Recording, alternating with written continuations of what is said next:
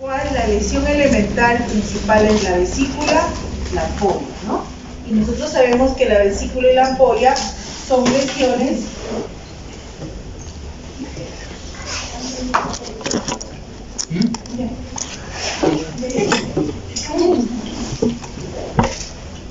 entonces, disculpen, como les decía, ¿no? La vesícula y la ampolla son dos lesiones, obviamente, que son lo mismo, ¿no? Solamente se van a diferenciar por el tamaño.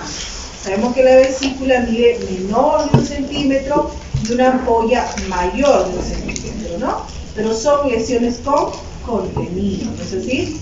Puede ser seroso, puede ser hemorrágico. Pero si ya es con pus, ya se llaman pústulas, ¿ya? Entonces hay que tenerlo claro eso. Siguiente.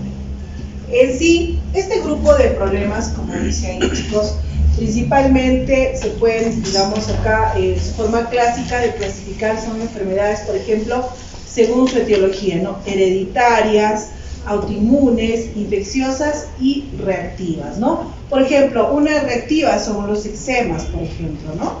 También un problema de celulitis, vamos a encontrar ampollas a veces, ¿no?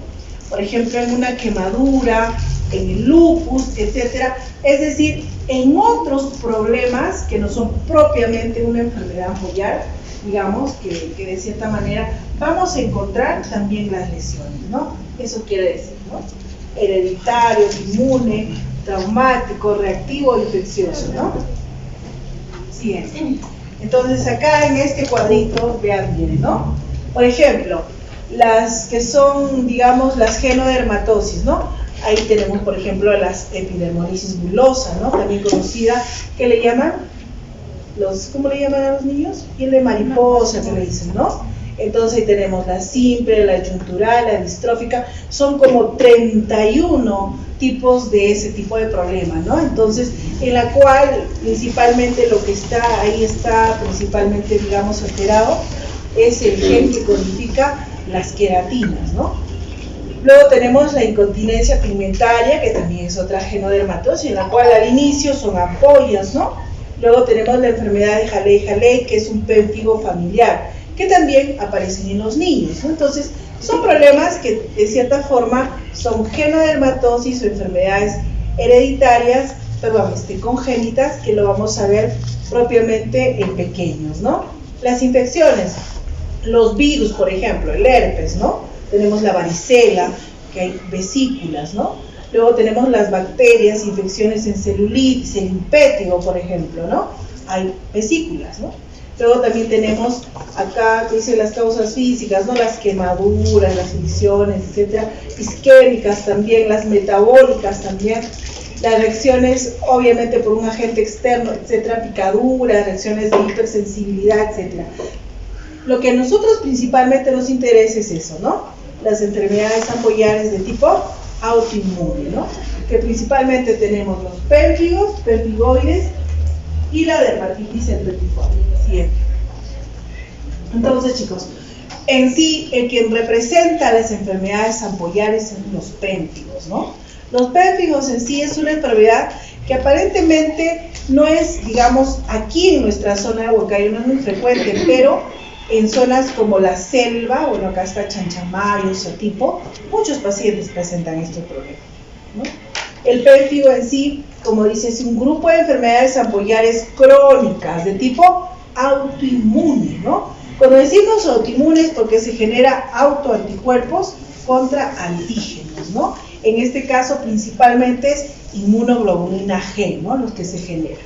Y histológicamente, estos pénfigos, ¿qué va a haber? Acantólisis, ¿no? Que es la separación de las células, y obviamente a ver esa separación vamos a ver que se van a formar las ampollas, ¿no? Siguiente. Entonces, chicos, su clasificación de los pénfigos es esto, ¿no? Variedades de pénfigos. Tenemos los pénfigos profundos, que es el pénfigo vulgar, y obviamente su variante, el pénfigo vegetante, ¿no? Las superficiales tenemos el pénfigo foliáceo. Sus variantes está el fogo salvaje, el que les digo, ¿no? Que es muy frecuente en la zona de la selva, por eso se llaman fogo salvaje, y el pénfigo seborreico, ¿no, chicos? Y otras variedades que la verdad no se ve con frecuencia, tenemos el pénfigo herpetiforme, el pénfigo por inmunoglobulina A. Os hemos dicho que los pénfigos principalmente es inmunoglobulina G, ¿no? Inducido por fármacos, el pénfigo neonatal y el pénfigo paraneoplásico, ¿no? También llamado el síndrome multiorgánico autoinmune, obviamente paraneoplásico, que se puede dar por otros problemas, ¿no, chicos? Entonces, esta clasificación es lo que se da, pero principalmente de acá vamos a tocar los dos principales, ¿no? El pénfigo foliáceo y el pénfigo vulgar, ¿sí, chicos? Entonces, esto ya, a ver, esto más que todo es para explicar, vamos a explicar más adelante. Eso es lo principal. La fisiopatología, ¿no? En general los pénfigos, chicos, ¿no? Hemos dicho que, son, de origen autoinmune porque se genera autoanticuerpos, ¿no? Pero hay una predisposición genética, en el cual, como pueden ver, está relacionada con los antígenos de histocompatibilidad, ¿no? Especialmente en el DRW6. Y obviamente, chicos, las personas que tienen, ya esta alteración genética, así, ya tienen esa predisposición, ¿no? Debe haber algún factor desencadenante, así como muchas enfermedades que hemos visto en la piel, ¿no? Que obviamente hacen que esto genere, ¿no? Por ejemplo, cuando hablamos en general, ¿no? ¿Cómo se produce el pénfigo? Es decir, nosotros conocemos las capas de la piel, ¿no? Recordarán ustedes cuando hemos hablado de la capa basal, la capa espinosa, la capa granulosa y la capa córnea, ¿no, chicos? Y hemos dicho que entre queratinocito y queratinocito que había como puentes, ¿no? Eran como puentes que obviamente hacían que se unan, ¿no? Eso se llaman desmosomas, ¿no? Esos desmosomas están compuestos por moléculas que principalmente son las caderinas y las plaquinas, ¿no? Entonces, las caderinas, principalmente la desmogleína y la desmocolina. Las demás son las plaquinas. Entonces, estas moléculas, chicos, hacen que se adhieran, ¿no? Forman como un puente entre célula y célula y están bien unidos. Y claro, estas moléculas se adhieren también a los filamentos de queratina que están intracelular. Entonces, ¿dónde actúan, los autoanticuerpos en el pénfigo? Ahí, ¿no? En esas moléculas. Entonces, principalmente contra la desmogleína, ¿no? Que hemos visto que es una de las caderinas. Entonces, la desmogleína 1 lo encontramos en piel y la desmogleína 3 lo encontramos en las mucosas. Entonces, chicos, por eso es la diferencia, ¿no? Cuando hablamos del pénfigo, por ejemplo, vulgar, vamos a ver que la que está afectada es la desmogleína 1 y la desmogleína 3. Por lo tanto, en el pénfigo vulgar vamos a ver las lesiones en mucosas, ¿no? En cambio, en el pénfigo foliáceo no, solamente está afectada la desmogleína 1. Adelante, pasen. Vamos a ver solamente lesiones en piel. Eso es la diferencia, ¿no? Entonces también pueden ver que en el paraneoplásico incluso también va a haber afectación de las plaquinas, en el inducido por fármaco igual, ¿no? Muy parecido que también vamos a ver en la boca. ¿Sí, chicos? Entonces entendamos que en el pénfigo los autoanticuerpos generados tipo inmunoglobulina G actúan en los desmosomas, especialmente en la desmogleína. Siguiente. Entonces, vamos a hablar del pénfigo vulgar, ¿ya, chicos? Salud. Entonces, hemos dicho ya que pertenece al grupo de enfermedades ampollosas o ampollares de naturaleza autoinmune. Eso nos tiene que quedar claro, ¿ya? En el cual afecta, escuchen bien, piel, mucosas y anexos, ¿no? Eso lo hace diferente, les vuelvo a repetir, del pénfigo foliáceo. Por eso que cuando diagnosticamos los pénfigos, siempre vamos a tener en cuenta esos aspectos, chicos, ¿ya? Porque obviamente a veces no vamos a tener, pues, de inmediato un patólogo para que nos pueda ayudar con el diagnóstico, ¿no? No sé, que aprendernos la clínica. Aparece en la quinta y sexta década de vida, raro en niños, y obviamente se da entre 0.5 a 3 casos por 10.000 personas por año, ¿no? Como ven, etiología genética, se forma autoanticuerpos contra ¿quién? Desmogleína 1 y desmogleína 3. Es por eso que las ampollas las vamos a encontrar a nivel de la capa basal, o sea, suprabasal, ¿no? Por eso es que las ampollas del pértigo vulgar siguiente son ampollas tensas, ¿no? Es decir, no se rompen con facilidad. Entonces, los síntomas pueden ser fiebre, malestar general, ¿no? Dolor, adelante. Y obviamente, acuérdense bien, ¿no? Aquí vamos a encontrar Nikolsky, ¿no? Nikolsky, que obviamente es, por ejemplo, es un signo que, digamos, va a ser positivo cuando nosotros, al momento de colocar el dedito, ¿no? Donde está la lesión ampollosa, con la piel propiamente deslizamos hacia abajo y se va a desprender la piel. Eso se llama Nikolsky positivo. Bien. Ven, ¿no? Aquí, ¿qué vemos, chicos? ¿Una ampolla o una vesícula? Es una vesícula, ¿no? O una ampolla. Es una ampolla, chicos. Y acá, ¿qué vemos? ¿Qué lesiones elementales ven acá? Cuando la piel está así esfacelada, ¿cómo se llama? Erosión, pues, ¿no? Se llaman erosiones. Y esas que están secas como placas, que se llaman costras, ¿no? Entonces, ¿qué vemos? Erosiones y costras. Y acá una ampolla. ¿Ya? Siguiente. ¿Ven? ¿Qué vemos acá? Cuando la piel está así, ¿cómo se llama? Erosión, ¿no? Entonces, ¿por qué podemos decir una lesión erosiva? Lesión, obviamente, que es una erosión. Acuérdense bien, ¿no? De aquí, obviamente, si esto sigue, porque esto es una solución de continuidad, ¿no es así? Que sigue las úlceras, ¿no? Cuando son más profundas. Entonces, de una erosión puede seguir una úlcera, ¿no? Este es el Nikolsky, ¿ven? El dedito presiona hacia abajo y la piel se desprende. Siguiente. Muy bien. Y las lesiones en la boca, ¿no? En las lesiones en la mucosa. ¿No, chicos? Acuérdense, eso es un pértigo vulgar, ¿no? Siguiente. El pértigo vegetante es una variante del pértigo vulgar. Adelante, chicos. Ven, pase. Entonces, como ven, acá se forma como una vegetación, ¿no? En las zonas intertriginosas. Y obviamente, chicos, esto a veces, digamos, no es muy común, pero se puede ver, ¿no? En algunos casos. Siguiente, el pértigo vegetante, ¿no? Y la anatomía patológica es la parte fundamental, sí, ¿no? Que nos ayuda al diagnóstico, pero en este caso, chicos, hay que tener en cuenta la inmunofluorescencia, ¿no? Es muy importante hacer inmunofluorescencia. Muy bien, chicos, entonces miren, esa piel, mira, ahí en ese tejido, lo que ven ahí, esta parte vacía, esta chicos, ¿está? Ven esto, ¿no? Esta es la ampolla. ¿Y dónde se ha formado? Esta es la capa basal de encima, ¿no? Por eso se llama suprabasal, ¿no? Y cuando se tiñe de esta forma, la inmunofluorescencia es positiva porque ahí hay depósitos de inmunoglobulina G. Siguiente. Muy bien. Este es el diagnóstico diferencial. Siguiente. Eso para que lo lea más. Y ahora vamos a hablar acerca del pértigo foliáceo. Entonces está claro, ¿no, chicos? En el pértigo vulgar vamos a encontrar lesiones en la mucosa, vamos a encontrar unas ampollas que obviamente no se rompen fácil. Y lo otro, al momento de hacer la anatomía patológica, la ampolla es suprabasal, ¿no? Claro, ¿no? Puede haber fiebre, malestar general, etc.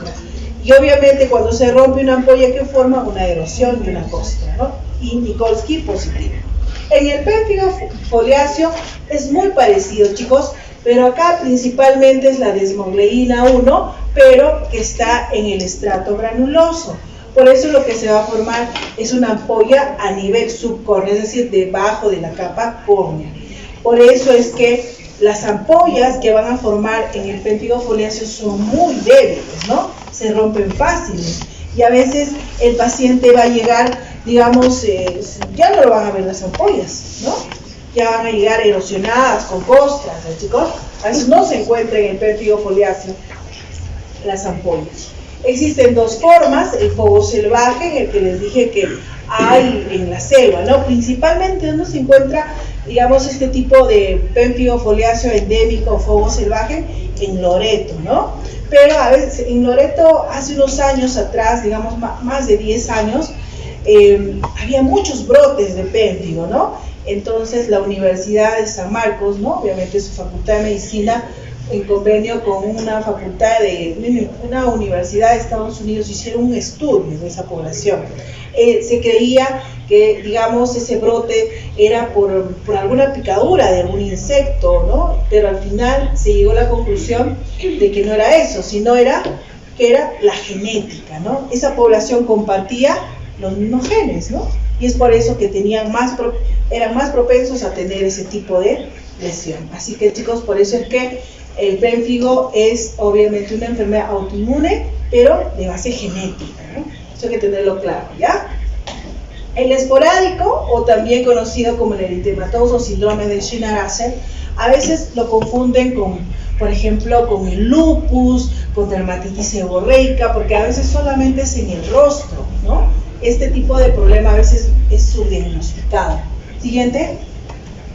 Muy bien, entonces, chicos, acuérdense bien, en el pénfigo foliáceo las vesículas que son frágiles, se rompen, ¿no? Es por eso que cuando llega el paciente vamos a ver ya las erosiones, las costras, ¿no? A veces las escamas, ¿no? Y obviamente, chicos, principalmente la zona afectada es la cabeza, ¿no? Vamos a ver lesiones en la cara, en las zonas seborreicas, ¿no?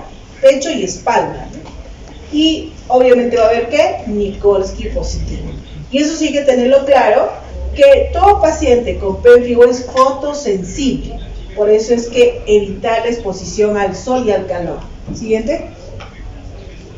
Observen bien, ¿eh? Casi acá no se observan vesículas o ampollas. ¿Qué están observando? Erosiones, costras, ¿no? Y acá igual, ¿no? Observen bien, chicos. Este es el pénfigo eritematoso, ¿no? El esporádico que decíamos. Observen bien, pareciera que se hubiera formado como una placa, ¿no? Eritematosa, escamosa. Muchos lo confunden con el lupus discoide, ¿no? Siguiente. Por eso es muy necesario hacer la biopsia en esas enfermedades, ¿ya? Observen bien, ¿ve? Escamas, erosiones, igual escamas, erosiones, ¿no?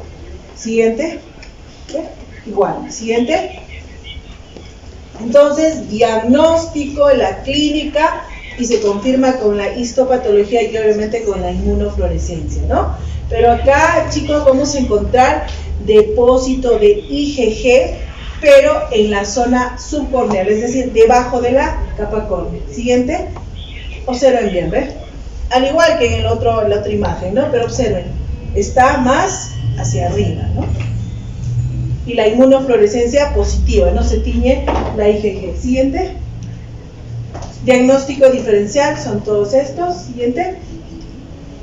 Y obviamente, chicos, el manejo, ¿no? Siempre cuando nosotros tenemos un paciente con pénfigo tanto vulgar, el más frecuente es el foliáceo, ¿eh? Acuérdense bien, el foliáceo seborreico. Entonces, nosotros antes de iniciar el tratamiento, ¿qué debemos hacer? ¿No? Una desfocalización a nuestro paciente, porque el tratamiento principalmente para los pénfigos es la inmunosupresión, ¿no? Si es una enfermedad autoinmune, entonces hay que inmunosuprimir al paciente, ¿no, chicos?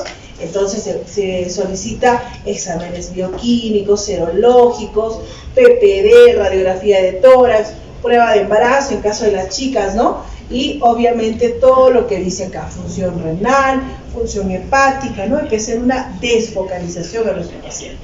Siguiente. Según el estado de nuestro paciente y el compromiso, digamos, de la superficie corporal y la edad también de nuestro paciente, vamos a iniciar tratamiento. Si nuestro paciente está muy comprometido, no tiene lesiones casi más del 80% o 70%, perdón, de superficie corporal, tenemos que hospitalizarlo a ese paciente, ¿no? Que le damos pulsos, ¿no? Empezamos a dar los pulsos de metilprednisolona, de acuerdo a su peso, ¿no? Y de acuerdo a las comorbilidades que tenga el paciente, ¿no, chicos? Pero para eso yo tengo que haberlo desfocalizado, ¿no? Entonces empezamos con los pulsos, luego de ahí puedo empezar por 3, 5 días, empiezo a darle prednisona, ¿no? A una dosis plena. Incluso se dice que se puede dar hasta 100 miligramos de prednisona diario, dependiendo del caso, ¿no, chicos? Eso quiere decir que a todos los pacientes le vamos a lo mismo. Por eso cada paciente es independiente, ¿no? El tratamiento está acá, la terapia, pero nosotros tenemos que evaluar al paciente y de acuerdo a eso le damos. Para nosotros disminuir el uso de la prednisona, porque ustedes saben que los corticoides son muy dañinos para nuestro cuerpo, ¿no? Porque si usamos altas dosis nos provocan efectos secundarios, Cushing, etcétera, daño renal, ¿no? Pero, ¿qué tenemos que hacer? El uso de otros inmunosupresores, ¿no? Como el caso de la serropina, metrotexato, ¿no? Micofenolato de monfetilo, ciclofosfonida, ciclosporina, ¿no, chicos? Pero haciendo las revisiones, la que mejor, digamos, se adapta a los pacientes, es decir, es la asociación entre prednisona y el micofenolato de monfetilo, ¿no? Y también prednisona con azathioprina, ¿no? Son las que mejor, digamos, dan, en este caso, esa combinación da mejor resultado. Siguiente.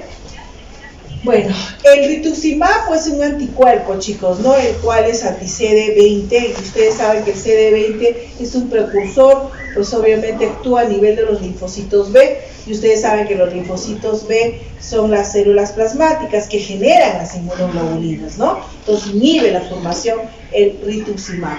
Se usa, chicos, pero por ejemplo en los hospitales no lo tenemos, pues, ¿no? Digamos así directamente, ¿no? Tendríamos que solicitar, porque esto lo usa mucho en pacientes oncológicos. Y el tratamiento tópico, pues dependiendo, ¿no? Por eso siempre a nuestro paciente con pénfigo tenemos que manejarlo, por ejemplo, la parte nutricional, ¿no? También la parte del medio interno, ¿no? Es decir, tenemos que ver, por eso siempre el manejo es con medicina interna, no solamente lo manejamos cuando están, digamos, en la parte de intrahospitalariamente, chicos, ¿ya? Lo manejamos el dermatólogo, incluso a veces el infectólogo, con el médico internista, ¿no? Porque si no, pues, ¿cómo manejamos la parte nutricional, no? Y el balance hidroelectrolítico que siempre tiene que verse en nuestros pacientes. Claro, vamos a usar corticoides tópicos, antibióticos, puede ser tópicos, también antibióticos dependiendo del compromiso. Para eso siempre hay que pedir pues un hemograma. ¿Qué más se le pide? Para ver si están infectados o no nuestro paciente. Hemograma, ¿qué más? ¿Qué deberíamos encontrar en un hemograma, por ejemplo? ¿Cuál? ¿Neutrofilia? Ah, claro, ¿no? Pero el otro es la procalcitonía, ¿no? Que obviamente son reactantes de fase aguda, y si están elevados hay que indicarle antibióticos, ¿no? Y en este caso, ¿qué antibióticos le tenemos que recomendar? De amplio espectro, ¿no? Principalmente, ¿a quién tenemos? A los beta-lactámicos, no se vayan a los carbapenems, ¿no? Beta-lactámicos, por ejemplo, se usa ceftazidima, ¿no? Que puede coger que gran positivo, sí, anaerobios, ¿no? Entonces siempre indicamos, o clindamicina también, chicos, ¿no? Que, bueno, no es beta-lactámico, pero también se usa, pero hay que siempre, o oxacilina más clindamicina, ¿no? Siempre hay que tratar de usar antibióticos de uso común y que los que se tiene a la mano, pues, ¿no? Porque a veces no vas a buscar un antibiótico, pues el Linezolid, por ejemplo, ¿no? Que se usa en Europa, en América, pero acá todavía no lo usamos, pero es de amplio espectro, ¿no? Entonces siempre hay que buscar el que tenemos a la mano. Siguiente. Siguiente. Muy bien. Este es el cuadro, chicos, en resumen del manejo. Todo lo que hemos hablado de las dosificaciones y todo. Siguiente. Siguiente. Entonces, ahora vamos a hablar, ¿alguna pregunta con pénfigo? Está claro, ¿no? Entonces, chicos, siempre cuando viene un paciente al cual ustedes sospechan pénfigo, la clínica ya les dije, ¿no? Son ampollas o vesículas que vamos a encontrar. Si vemos una ampolla que está, obviamente es un pénfigo vulgariseno, siempre es en la boca, ¿no? En las mucosas. Pero si no, es un pénfigo foliáceo, pénfigo seborreico, ¿no?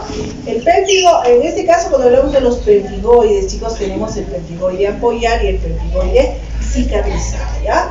El ampollar es una enfermedad también autoinmune, como dice ahí, ¿no? Subepidérmica, ¿no? De los adultos mayores. Esto principalmente ocurre a partir de los 60 años, en la cual se va a generar no solamente un anticuerpo tipo IgG, sino también C3, ¿no? Que es el complemento. ¿Contra quién? Aquí sí va contra los hemidesmosomas, ¿no? Siguiente. Los hemidesmosomas, chicos, saben que se encuentran ¿dónde? ¿Qué haciendo? Los hemidesmosomas son estructuras que van a encontrarse en la capa basal, ¿no? Es decir, a ese queratinocito basal hace que se esté adherido a la lámina basal a través de un hemidesmosoma. Y ese hemidesmosoma obviamente está compuesto por colágeno principalmente, ¿no? Que son proteínas, la 180, la 320, está la 180 y la 230, ¿no? Que así se llaman esas proteínas. Entonces, chicos, en el pemfigoide es muy distinto. Claro, va a haber un problema de tipo autoinmune, pero a la vez va a haber una reacción inflamatoria en la cual principalmente vamos a ver a los polimorfos nucleares, ¿no? Eosinófilos y neutrófilos. Chicos, y obviamente pues eso liberan enzimas y obviamente van a dañar la unión dermoepidérmica y se va a provocar todo este problema. Siguiente. Esto es lo que hace un momento les decía, ¿no? Que va a haber una fase tipo autoinmune e inflamatoria, ¿no? Entonces, acá al final lo que se produce es una lesión tisular, falta de adhesión dermoepidérmica y se forman las ampollas. Y como ven, también tiene que ver con la genética, chicos. ¿Cuáles son los fármacos que están relacionados con los pemfigoides? Acuérdense eso, captopril, espironolactona, furosemida, ¿no? La sulfasalazina también y la penicillamina, ¿no? Miren allá, ¿no? En ese cuadrito de arriba. Acuérdense de eso, ¿ya? Siempre eso es una pregunta de examen. Siguiente. Dentro de la clínica, chicos, como han visto, ¿no? Tiene una fase autoinmune y fase inflamatoria. Antes que empiecen a aparecer las ampollas, los pacientes que presentan prurito, ¿no? Que a veces ese prurito es tan intenso que el paciente se rasca y vamos a ver lesiones tipo escoriaciones. A veces incluso podemos encontrar lesiones tipo abolias en estos pacientes que nos hacen confundir con las urticarias, ¿no? Y después de unas semanas empiezan a aparecer las ampollas, ¿no? Y acá sí, signo de Nikolsky negativo. Parece bien, es negativo en los pemfigoides. Siguiente. Esta es la fase prodrómica, ¿ya? Siguiente. Acá ven las ampollas, observen. Son como gotas, ¿no? En el rocío. Ustedes han visto las gotas en las hojas, ¿no? En las mañanas, cómo se forman, bien parecidas, ¿no? Y estas ampollas son bien tensas, chicos. Cuando ustedes lo palpan, lo sienten bien duro. Y cuando se rompe, pues obviamente se erosiona, ¿no? Observen bien las ampollas. Siguiente. ¿Ven? Observen bien. No están rotas solas, ¿eh? A veces por la presión se van a romper. Siguiente. Y obviamente en la histopatología vamos a encontrar, ¿no? Esa ampolla subepidérmica. Miren, ¿no? ¿Dónde se forma? Abajo, ¿no? Casi ya toda la epidermis, ¿no? Y al momento de hacer la inmunofluorescencia encontramos la inmunoglobulina G como también el C3 complemento, ¿no? Siguiente. Son los pemfigoides. Esto también hay que tenerlo claro. El pemfigoide se asocia principalmente a la enfermedad intestinal inflamatoria, ¿no?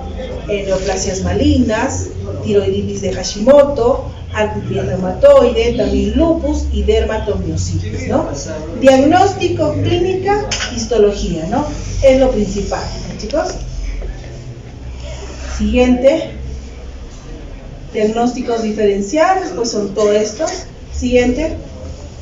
Tratamiento. Aquí sí, es muy parecido a los pemfigos, pero en este caso vamos a ver primero un tratamiento con corticoides locales, luego con corticoides sistémicos, pero aquí sí, chicos, se da las tetraciclinas, principalmente la doxiciclina, ¿no? También podemos usar la dapsona, las sulfaminas, también podemos usar las por ejemplo, moduladores tópicos como el tacrolimus, ¿no? La cetropina, microfenolato, methotrexato, ciclofosfamida, todo eso podemos usar, dependiendo del caso.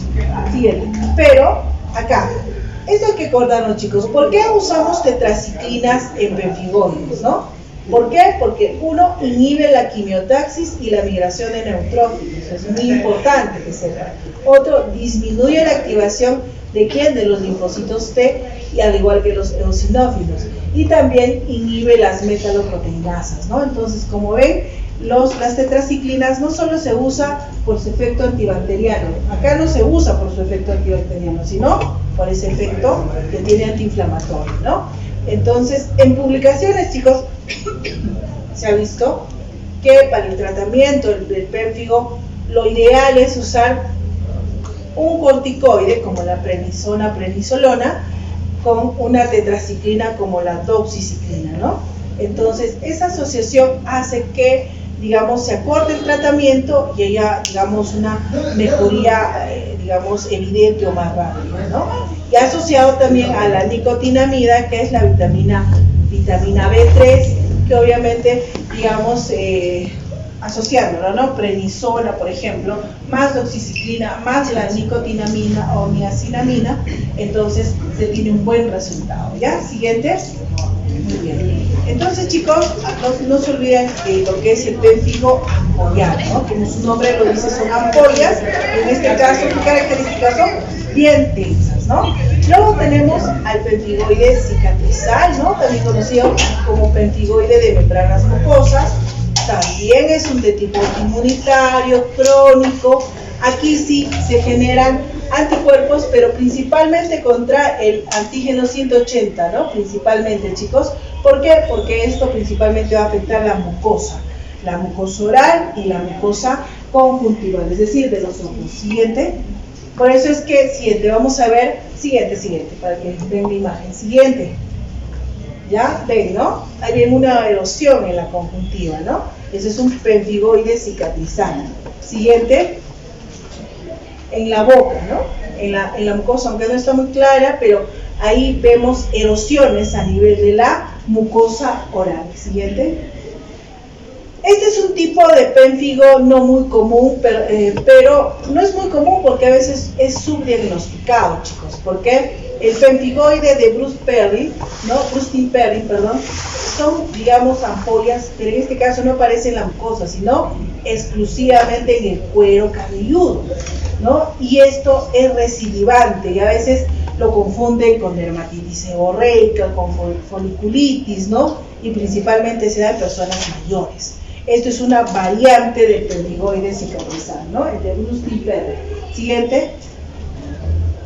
El diagnóstico es cuadro clínico y la biopsia, ¿no? Claro, dentro de la biopsia la inmunofluorescencia. Siguiente. Diagnóstico diferencial, ¿no? Ahí está el pemfigo vulgar, por ejemplo, la conjuntivitis en caso de problemas en los ojos, Stevens-Johnson también cuando problemas. Pero el Stevens-Johnson tiene otra forma de presentación, más que todo con las lesiones en la boca. Siguiente, y el LED, ¿no? Que es ya más grave que el Stevens-Johnson. Tratamiento, dependiendo, ¿no? Pero como verán, siempre usamos corticoides, por ejemplo, prednisona asociada a ciclofosfamida, si este pemfigoide es muy recalcitrante, ¿no? Acetropina con prednisona, si el problema es a nivel del ojo, ciclofosfamida, ¿no? Inyecciones intralesionales, por ejemplo, en la mucosa oral, ¿no? O también en la parte del cuero cabelludo, ¿no? Si es en la mucosa oral, también podemos usar la fluocinolona en spray, ¿no, chicos? Entonces, como ven, en este caso, cuando tenemos pemfigoide cicatrizal y pemfigoide ampollar, en todos ellos siempre usamos lo que son inmunosupresores, tanto corticoides como no corticoides, ¿no? Y cada uno va a depender de la gravedad, de la edad de nuestro paciente y de las comorbilidades que tengan. ¿Ya, chicos? Muy bien. ¿Alguna pregunta? No, ¿no? Listo. Se acabó. Muy bien. La lista